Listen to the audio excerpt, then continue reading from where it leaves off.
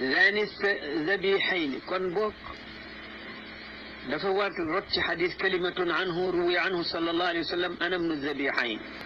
maay doomu ñaar ñu ñu rendi zabih bi maana al masbuh te rendi kenn amu ci bil fi'li haqiqatan waaye maanaam ku ci ne pare woon nañu ko rendi yàlla moo ko teggi wax nañu ko jëkk ci mooy Abdullahi maanaam ki mujj a xew ci àddina mooy Abdullahi moom la ñu jëkk a tudd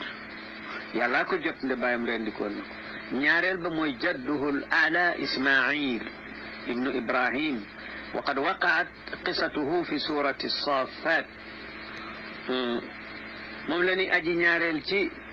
zani zabihayn te na foofee nag la ni ana ibnu zabihayn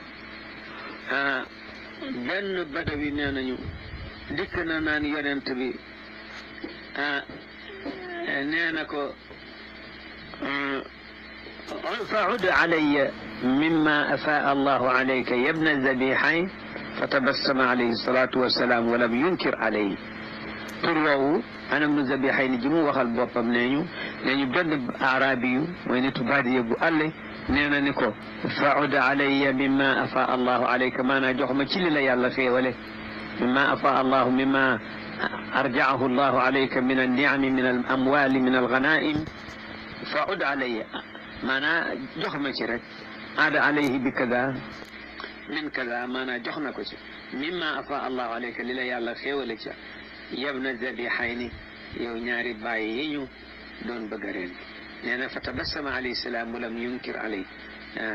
wate moom laa yuqiru ala munkar du bàyyi kenn ci lu dul noona ku def lu dul noona ak moom baa nga wax ko mun la du noonu nangam la moom ba mu ko defee dafa muñ rek nee na kon moom nangu na ni moo la ni saani zabihayni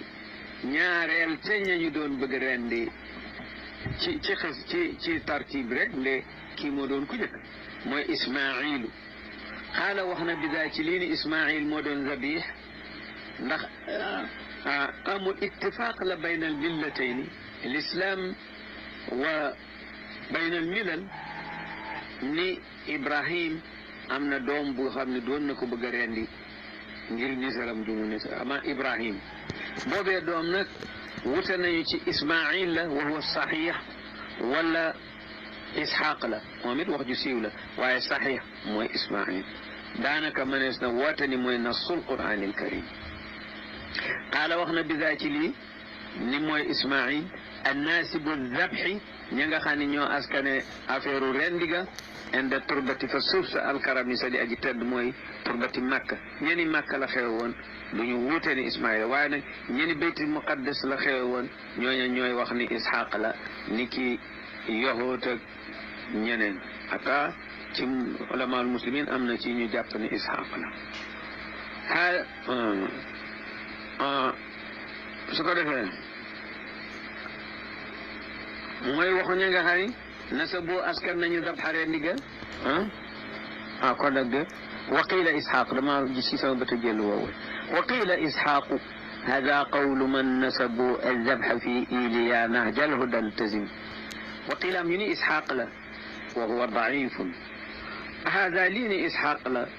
قوم من نسبوا موي وخنيا أسكن الذبح رينيغا في إيليا بيت المقدس ولا بيت المقدس يعني تقول بيت المقدس أو بيت المقدس المقدس الطهارة